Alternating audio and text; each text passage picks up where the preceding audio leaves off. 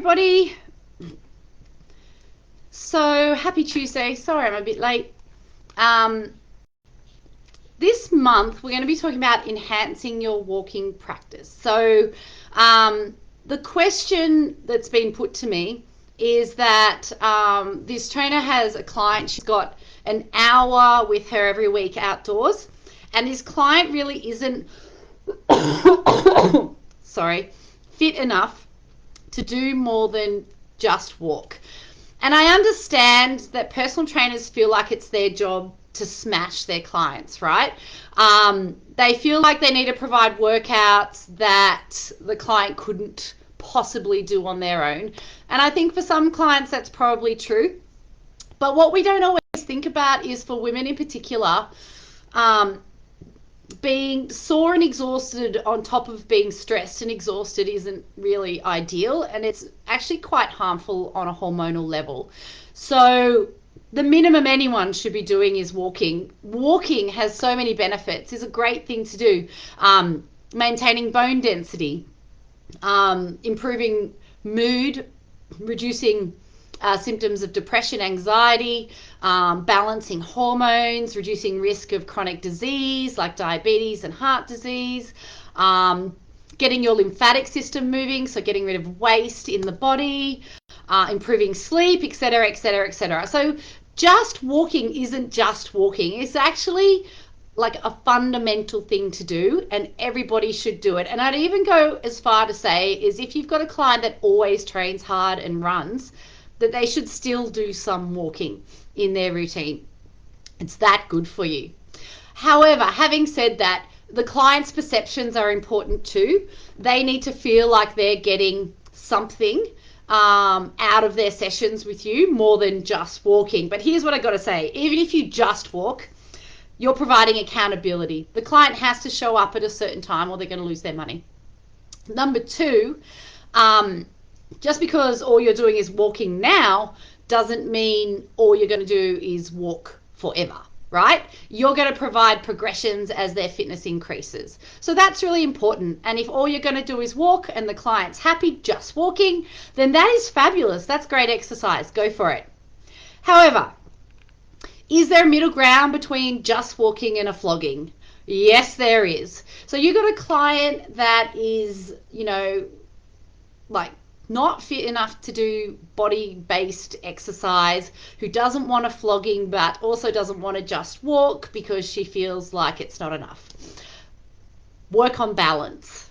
Okay, balance training is particularly important for women, and not just because they're twice as likely to develop osteoporosis. So the number one cause of falls in the elderly is a loss of balance, and balance deteriorates as we age. So we got to start training that from mid-20s, 30s on to when they get old, all right, if we're lucky enough to train that client that long.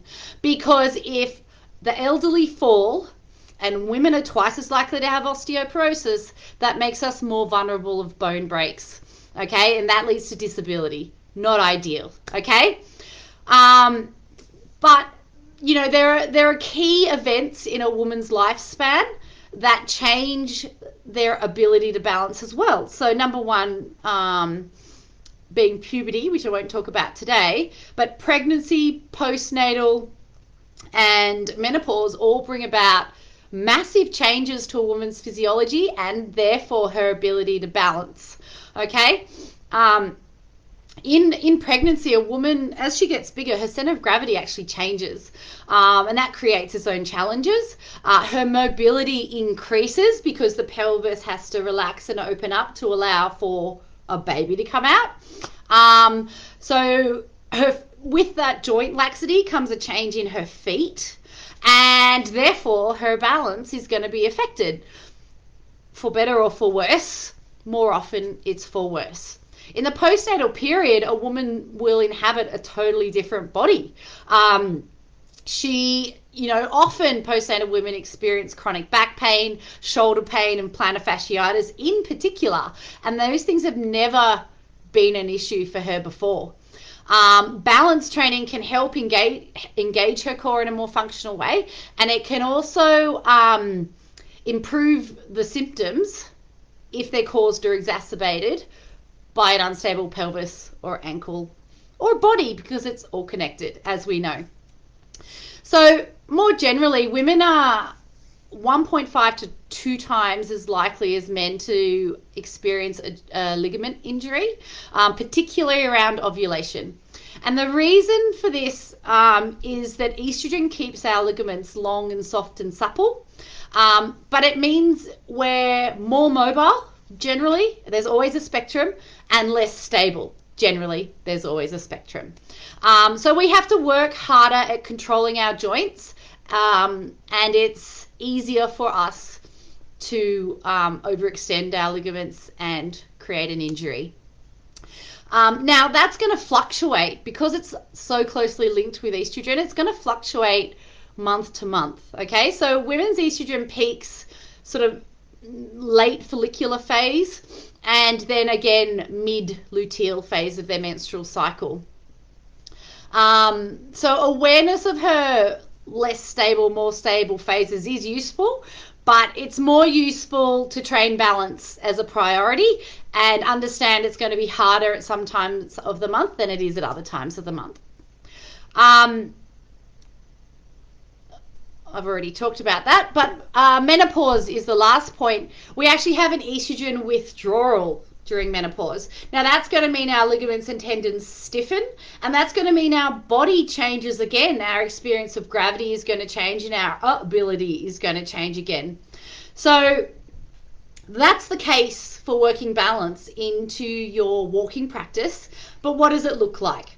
So I feel like most of you out there would do, say, a component of balance where you do standing on one leg and you do some bird dogs.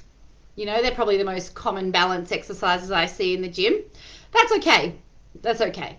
What I'd like to see more of is that reactive organic balance training. So tossing a ball or a frisbee to each other, right? It's still walking, but you have to react. Walking on a rope, if you have one of those battle ropes, just lie it on the ground and have them walk heel to toe along it. Or like the parks around here are fenced by these log fences. They're about a foot off the ground. I just jump on those when I walk the dogs. Super easy. And the other thing I'd like to see with balance is asking the body for more diverse movements. So that looks like, instead of going through a gate, it looks like stepping over those log fences I was talking about. Instead of walking in a straight line, you know, zigzagging. Instead of stepping over those log fences in a straight line, step over like you're getting onto a horse, or step on and turn your toe out and start like twisting that or moving that rotator cuff of the hip. You know, ask more of the body while still just going for a walk. So if this brings up any questions for you, feel free to message me. That's what's, you know, brought on this topic after all. And I will see you next Tuesday, 12:30, same time, and I'll answer those questions, or not, or I'll just make up my own topic. See you later.